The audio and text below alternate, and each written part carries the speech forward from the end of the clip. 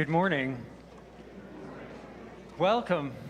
Welcome to this circle, and what a circle it is. We're full of the life that each one of us brings to the morning. Full of energy, full of goodness and joy, but also shadows of loneliness and challenge of this season as well. Welcome to this circle. Whether you're here in this space or joining us online, you are part of this community and we welcome you.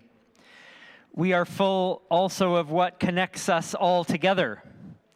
In this week of Christmas, we're full of busyness and stress and agitation, but we're also full of peace and calm and wanting only the best of the meaning and purpose of what this season has to offer.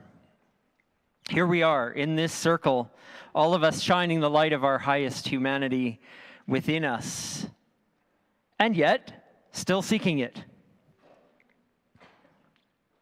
Welcome to this Christmas Music Sunday. As we gather on the last Sunday before Christmas, we often celebrate all of the hard work, all of the music and festivity that has gone into months of preparation in preparing for today. Throughout our morning, we'll hear story and songs of Christmas as prepared by our choirs and ensembles and guests and instrumentalists. Our raconteur, storyteller this morning is Curtis Tufts, and this morning he'll introduce many of the pieces that we'll hear. And so we invite you to listen and to enjoy and allow this music to prepare you for the week ahead and connect you with all you need this Christmas. There are many pieces of music this morning, and so we invite you to hold your applause and appreciation until the end, but don't worry. There will be an intentional and enthusiastic time for gratitude near the end of our gathering. I also want to invite all of those who might wish to participate in our kids and youth program this morning, that it's happening for the entire time.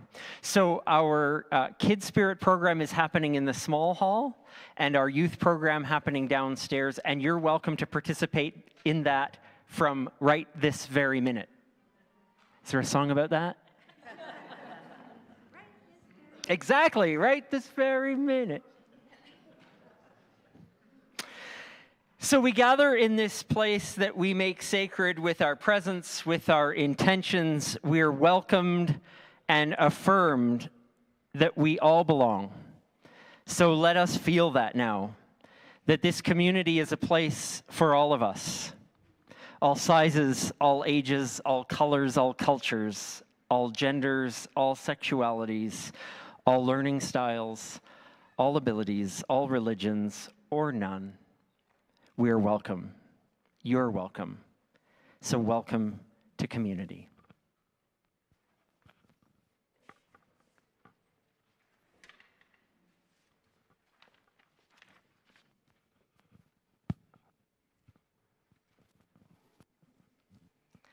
Good morning. My name is Marilyn Blackhall, and I'm your gathering companion this morning. We at SSUC acknowledge the traditional territory of the land upon which we meet. To do this is to recognize this land's longer history, reaching beyond colonization and the establishment of European colonies, as well as its significance for the indigenous peoples who lived and continue to live upon this territory, and whose practices and spiritualities were tied to the land and continue to develop in relationship to the land and its other inhabitants today. We honor this connection and the learning it can bring to us.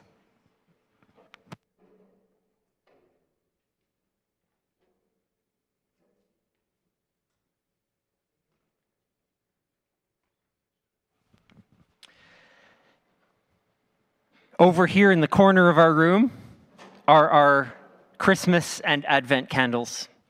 And as we've counted our way through the darkness of these Advent days, we trust the return of light. Today, in fact, moving towards longer days as we tend to each candle. So we relight the first candle that reminds us that we are growing this light with our acts of kindness. And we relight the second candle, reminding us that we grow our light for the season through our acts of justice. We relight our third candle to remind us that the acts of courage that we perform can keep light aflame. And today we light the fourth candle to kindle our acts of love that are found in every moment, in every opportunity. May the light in us and around us continue to grow as we tend our highest values and our best humanity, approaching the lights at their highest and their brightest this season.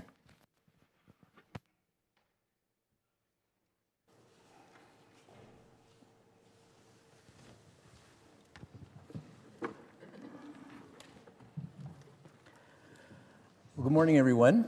My name's Curtis Tufts, and I'm part of the tenor department here in the back row.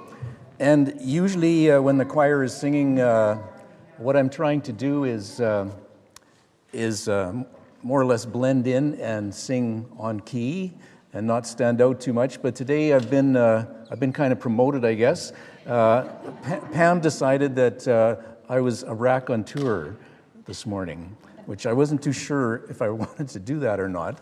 I thought I was getting confused with racketeer, I think. But at any rate, my task this morning is to share with you just a few words of introduction for the music that we're going to sing, for the 5 pieces that the choir and the octet and the quartet are going to be offering today. And what I'm hoping is that what I have to offer will just sort of set the stage or prime the pump for us hearing this music. And hopefully it will help you to be able to listen a little more deeply and to hear a little more clearly what this music and the words have to offer. So our first piece today is called Star of Light. And when I looked at this, one of the things that I noticed about it is that it has one of these musical tricks in it that composers and arrangers like to play sometimes with their music, where what they do is they take a little musical quotation and they slip it into their own composition. Usually it's just a few suggestive little notes, but it will be just enough to sort of catch you by the ear and suggest for you a whole other piece of music and everything that goes with it. There are some jazz musicians who like to do this, and often they do it when they're right in the middle of a wild improvisation where they've kind of gone madly off in all directions with the music. And then right in the middle of all the chaos of that improv, out of the blue, they toss in a line from some old standard, right? And you recognize it immediately. You know where it is. And it takes you off in a whole other musical kind of direction. Now, the choir's next song is not a jazz piece by any stretch of the imagination. And I'm pretty sure that Deb doesn't want any of the choir members improvising while we're doing this. But it does contain one of those musical quotations.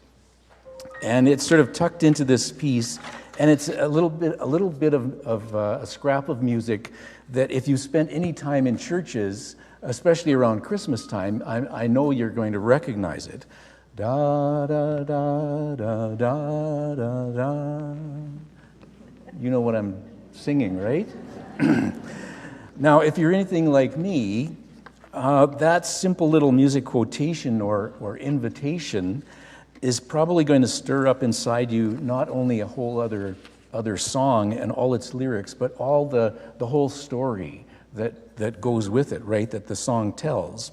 The whole traditional Christmas story of the star and the magi who are willing to be led astray by the star, and who along the way kickstart the whole tradition of giving gifts at Christmas time.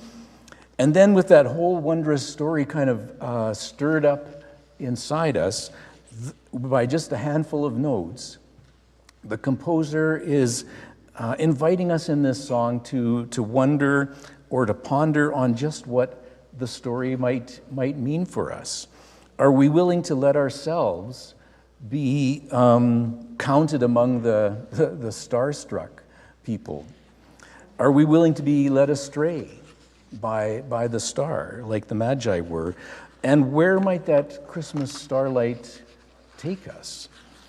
Now, in Matthew's Gospel, you can find the whole story, the whole legend of the Magi and the star in that Gospel in the New Testament. And there's one line at the end of that story where it says that after they found the child they were seeking, and after they had given their gifts, instead of going back to King Herod, it says that they went home another way. And of course, that just might mean that on Google Maps, they chose the alternate route, right? So they didn't have to run into Herod again. But I think I've always wondered, actually, or I had a feeling that maybe we should hear that in a different way, that they went home another way. Maybe we should hear it as saying that they were different. They went home another way. That after their star-guided journey, and after finding what they found at the end of it, that they were no longer the same. They were now different. And different from when they started out their journey, from when they left home. So this song about that star of light stirs up that old familiar Christmas story for us again, and invites us not just to stop there at the story, but also to consider and to wonder if we might be willing, and where we might be willing, to be led by this Christmas story. And maybe we'll go home a different way as well. The Star of Light.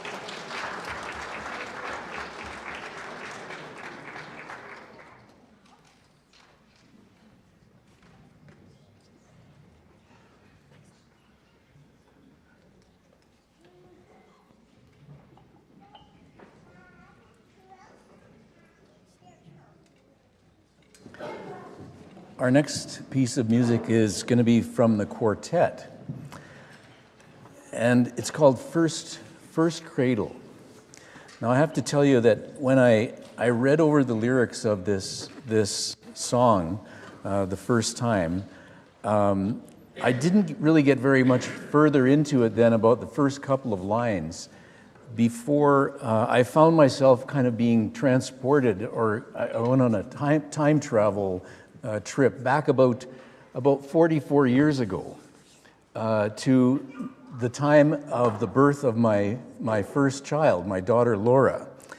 Now, Laura's arrival in the world was not particularly an easy one, since for reasons unknown, she decided to make her entrance into the world in what I came to understand later was known as a Frank breech position, which, if you're not up on those sorts of terms, means she came out bum first with her heels up by her ears.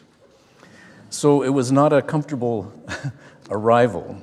Eventually, and thankfully, she did arrive safe and sound, and she did make it in spite of that contrary beginning. And then, of course, just a few moments later, as you can imagine, she was kind of whisked away over into the corner of the room to a station by the nurses and surrounded by a little mob of nurses and doctors who were making sure that everything was okay and that she had made it safely through that strange entrance. And in the meantime, like most fathers in labor and delivery rooms, I was trying to stay out of the way.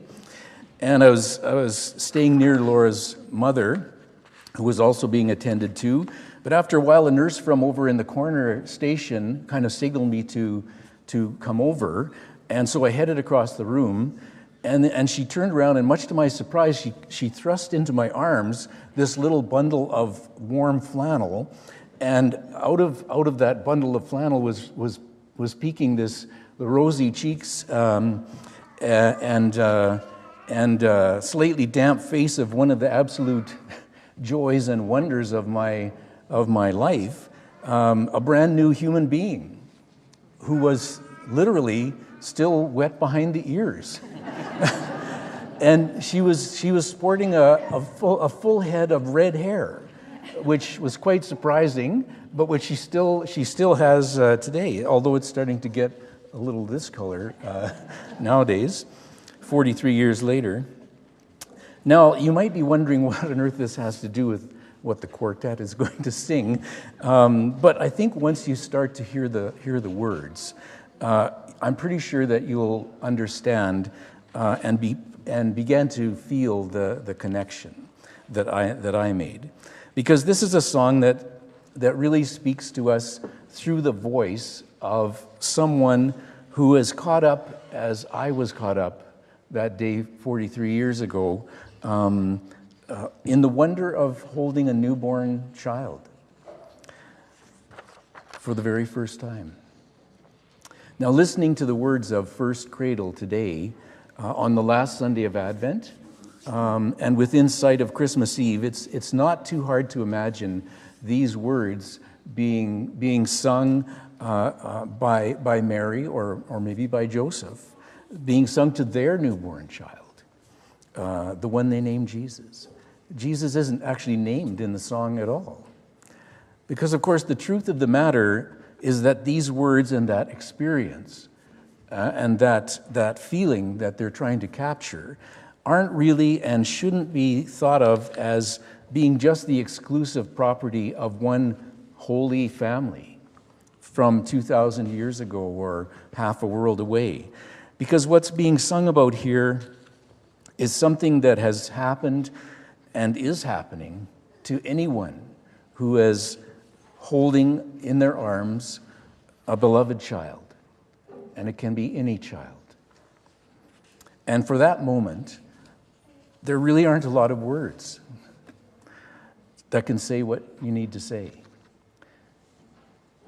But the song suggests a few.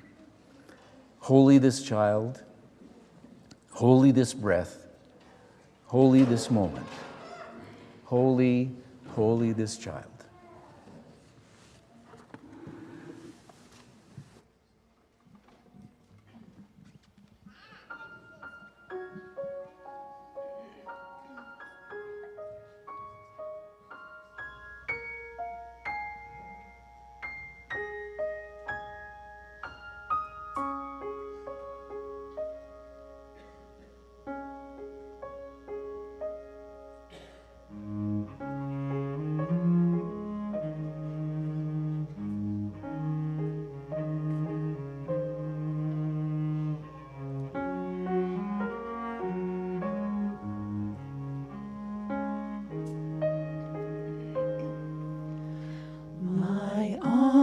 are your first home, this muscle bone and home.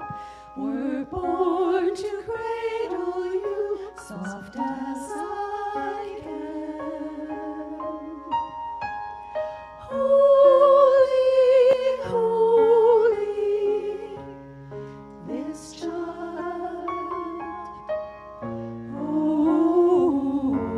Holy child.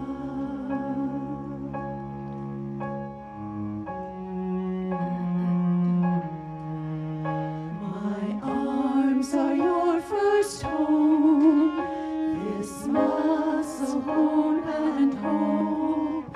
We're born to cradle you, soft as I can.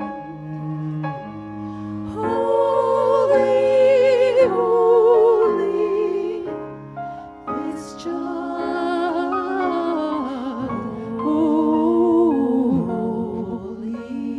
child. The haze of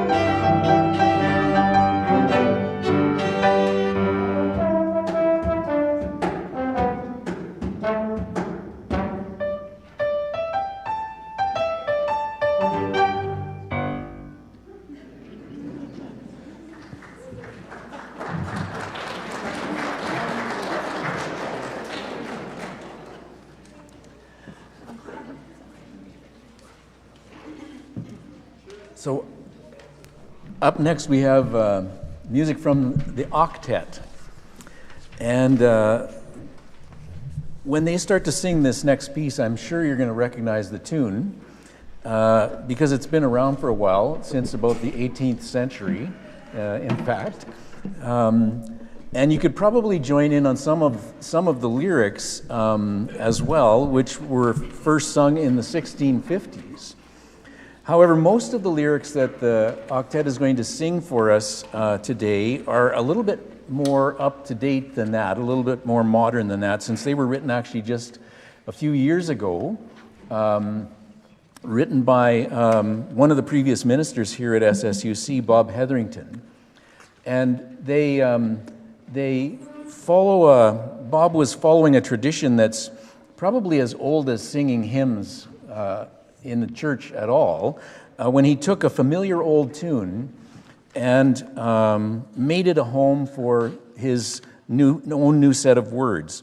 So this is kind of like the equivalent, I guess you'd say, of taking your traditional but probably faded and maybe cracked Christmas tree ornaments and setting them aside and putting on a whole new set and decorating your tree with a whole new set of ornaments that are going to shine on the room and on the tree in their own new way and illuminate the season for you in a whole new way. But as you'll hear, though, when they start to sing, that this wasn't completely a case of out with the old and in with the new, because Bob wisely decided, I think, to hang on to the repeated lines of the chorus, which is probably the only part of the original carol that most of us remember. And it's one of those wonderfully antique turns of phrase that you're not likely to hear outside of a church. "O tidings of comfort and joy, O tidings of comfort and joy." And if those words sound a little bit old-fashioned, that could be because, of course, they're also borrowed from the Gospel according to Luke from 2,000 years ago, and his version of the Christmas story with the angels talking and singing to the shepherds with those kinds of tidings. But as old as they might be, I think there's actually nothing really out of date about comfort and joy. And I'm sure you'll agree with me when I suggest that in the world we live in today, we are just as much in need of comfort and joy as any time on earth. The only problem, of course, with tidings of comfort and joy is that there's a real temptation for us to just sort of want to wrap ourselves up in them, right? And to take on comfort and joy like a warm blanket, and to cozy up in front of the fireplace and just sort of forget about the world out there that is most of the time not very comfortable and often not very joyful. But as you'll hear when the octet sings, Bob Hetherington's words remind us that there are deeper and wider meanings to comfort and joy. And they're words that can invite us and call us and urge us not to get ourselves sort of stalled in that cozy contemplation of a Christmas card kind of Jesus in a manger full of cute animals.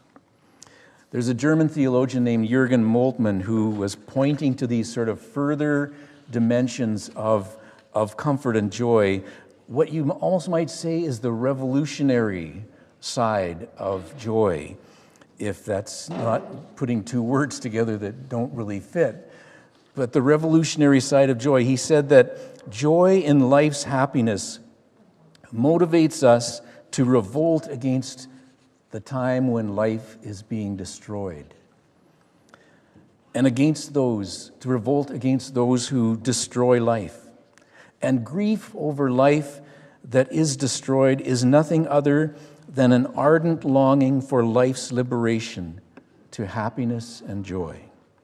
Compassion is the other side of the living joy.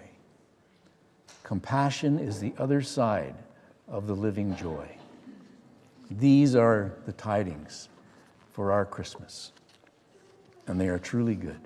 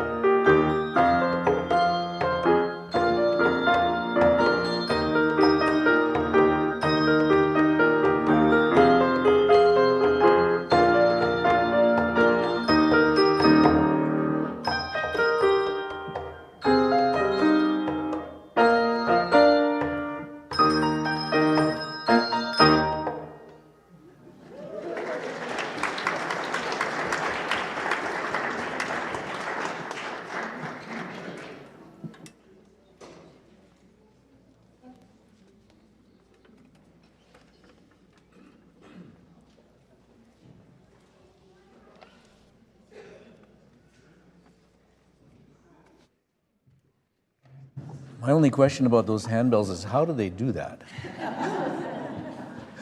Amazing. The choir is going to sing now for you another piece, and it's called Tilt Your Candle, Welcome the Light. Now, the lyrics of this song are about one of those small but wonderful things that happens every year at Christmas, and I'm sure if you've ever been to a Christmas Eve service, it's something that you've experienced yourself. It's about that moment in the service. Usually it's almost at the very end when the lights are turned down really low or turned off completely, and the solstice December darkness has kind of descended on you and all the rest of the congregation. And then somewhere up at the front here, Chris will be kindling a single candle, and you'll see a tiny flame lighting up the darkness, and then you'll see two faces lit together by that single candle, and the candle is tilted, and then there are two flames, and then there's a turning, and then there's another meeting, and there's another leaning into the light, and then now there's three, and then there's 4 and 5 and more until eventually someone is turning toward you with their candle and leaning towards you, and you tilt your candle and you share your light, and you receive that light and you share it with someone else, and you look around the room, and it's now, instead of darkness, it's completely filled with this wonderful glowing light that's of a wholly different kind than the bright glare of our usual LED electrified world.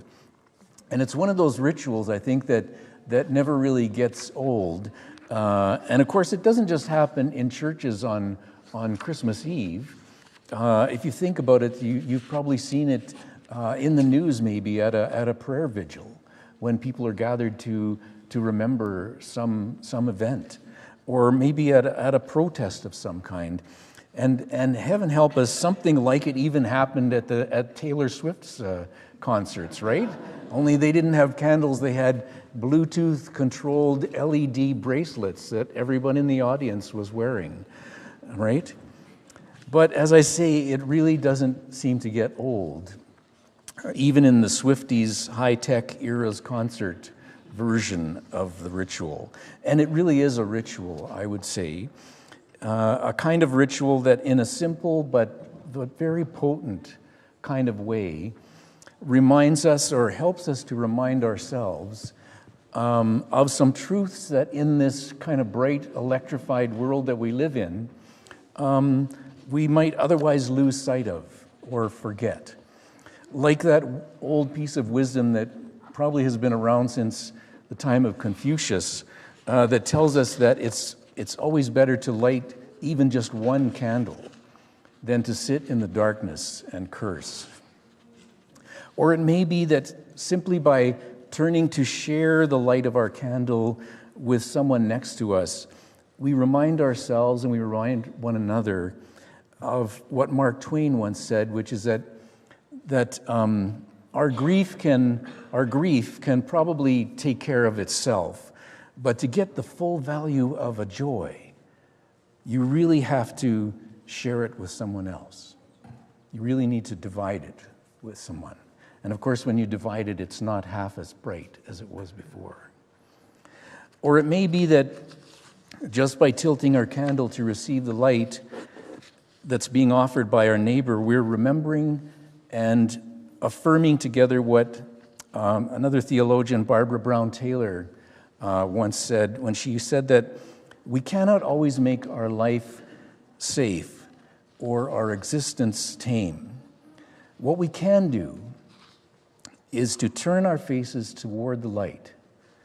And that way, whatever befalls us, we will fall the right way.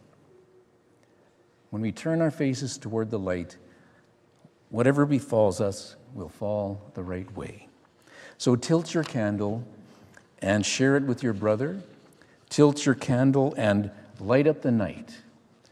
Tilt your candle and share it with your sister. Tilt your candle and welcome the light.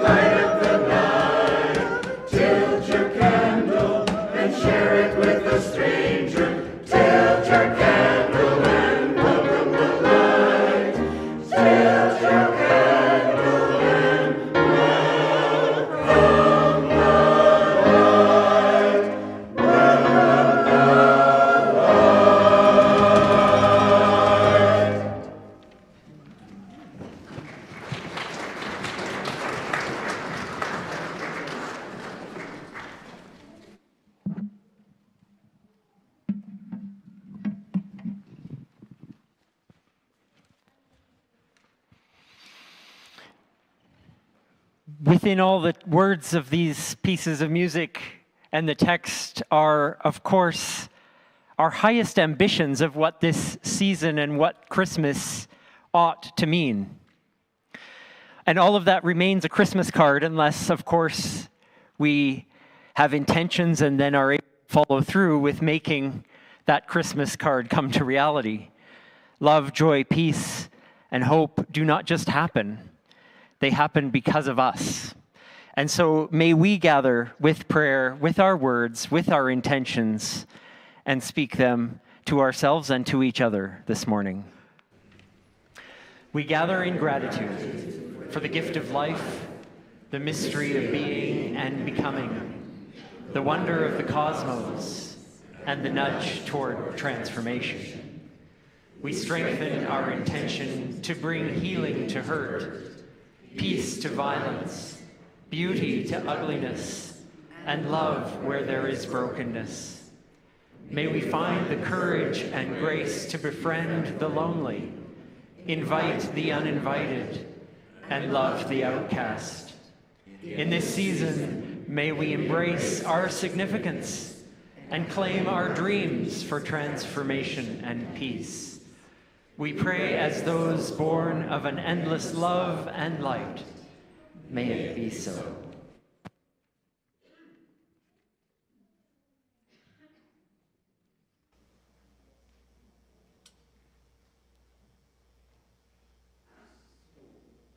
To clear things up a bit about the title of this next piece, before we go any further, it's the final piece that the choir is going to sing this morning, and as you can see, it's called December Canon. And it actually has nothing whatsoever to do with artillery practice in the wintertime or the effects of cold air on the trajectory of cannon shells. What we're going to hear is a canon, and that would be canon with one N in the middle instead of two. Canon with two N's is a much noisier kind of thing than what we're about to hear. And I know that there's a difference between those two because, of course, I Googled it and found out from hellomusictheory.com that a canon, and I quote, a canon is a form of composition technique in which an initial melody is imitated by one or more other parts. And this imitation may be an exact replica of the original melody, or it might be altered in some way. Now, there are many types of canon, but one of the most common is a round. And a good example of that you would all know would be the children's song, Row, Row, Row Your Boat, right? As the initial melodies of the canon are repeated, they create counterpoint as they overlap and interact with each other. And now I'm sure you're wondering what counterpoint is. Well, I'm glad you asked because I looked that up too. And I can tell you that according to hellomusictheory.com, counterpoint refers to the relationship between two or more simultaneously played melodic lines, also known as voices, which have a shared harmonic reference point but are independent in their rhythm and melodic shape. And at that point, I'm going to leave that behind because I'm just about over my head in terms of music theory. But hopefully you're clear now that this December canon you're about to hear has nothing to do with gunpowder and artillery shells. And hopefully as you listen to the choir sing, you'll be able to hear how those two or more simultaneously played melodic lines have a shared harmonic reference point but are independent in their rhythmic and melodic shape. What I also hope you'll be able to hear is how the simple words of this song, as they're repeated and carefully layered and interwoven with one another by the composer of this canon, how these words can become for us as we listen a kind of musical version of what Chris was just talking about here at SSUC, where we talk about strengthening our intentions. This is a prayer in music. And it's a perfect example of what that wise old sage Anonymous was talking about when they said that when we sing, we pray twice. When we sing, we pray twice. So in this December canon, with just one N in the middle, we're singing for ourselves and we're for one another, and so we're lifting up and remembering again and reminding ourselves of something about what matters the most in this season. And we do this together so that in the rush and the bustle of the season and the days of Christmas that come ahead, we won't forget what matters the most. The wind is cold, the branches bare, but hearts are warm and bright. For there is peace and hope to share this wondrous winter night in December.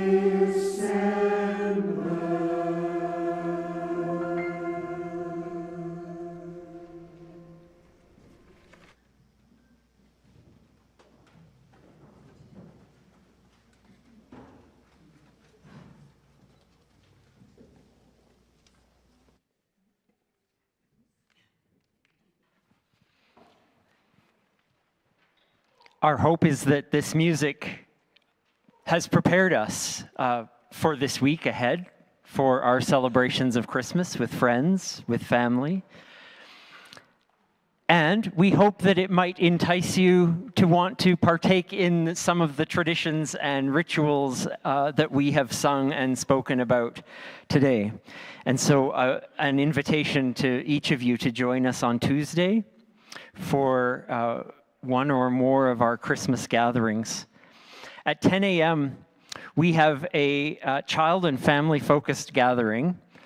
And if you're interested in either replaying your childhood or in celebrating your childhood, this is the gathering for you. Because whether you're small or whether you've done this Christmas thing 82 times in your life before, it's never wrong. It's never the wrong time to dress up in your favorite costume.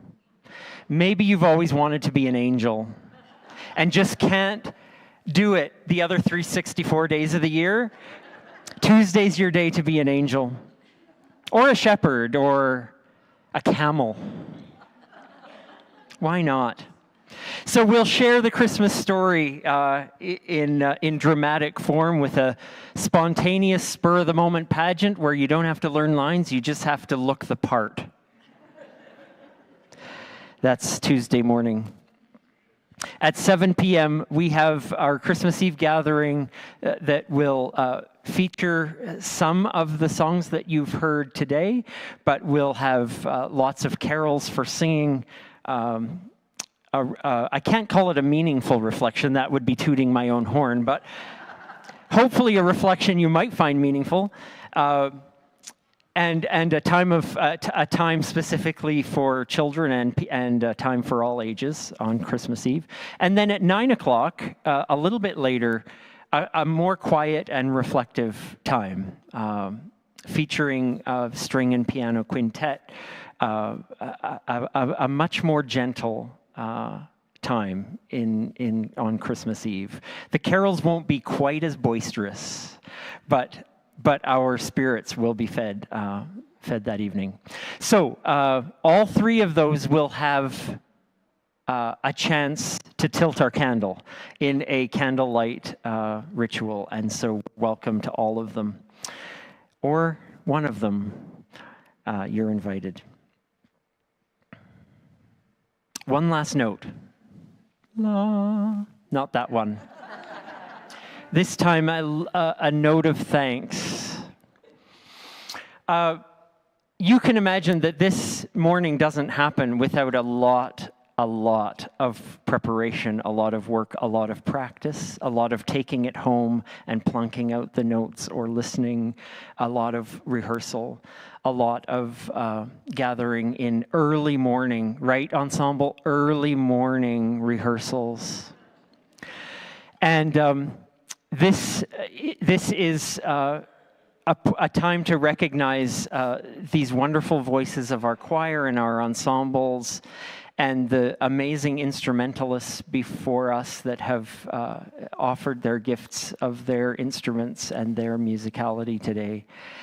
And two special thank yous to Deb and to Pam, who organized and put this all together, to Curtis for your meaningful words today, and to all of this that happened and helped us celebrate this season in such a marvelous way. We've been holding it in all morning. May we show our gratitude.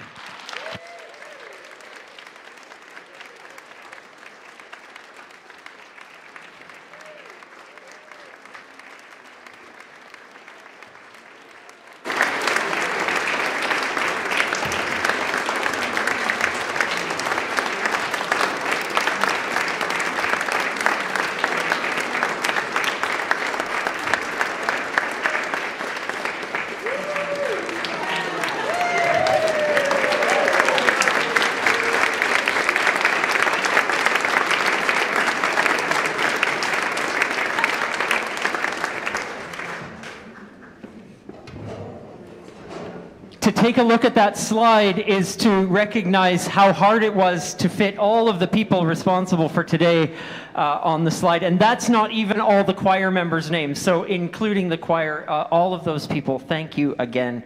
You've heard our appreciation.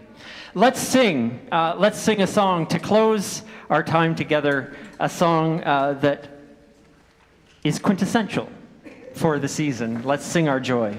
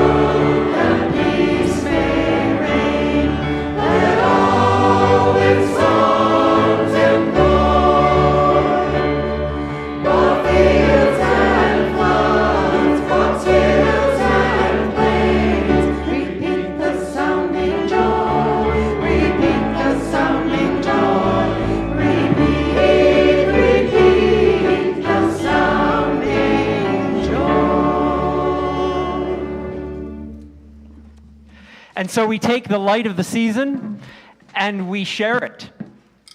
We share it with friends, with neighbors, with family. Over the next few days, may we share it with each other in new ways and old, and take this light into the world, that it may shine community, love, and joy for all.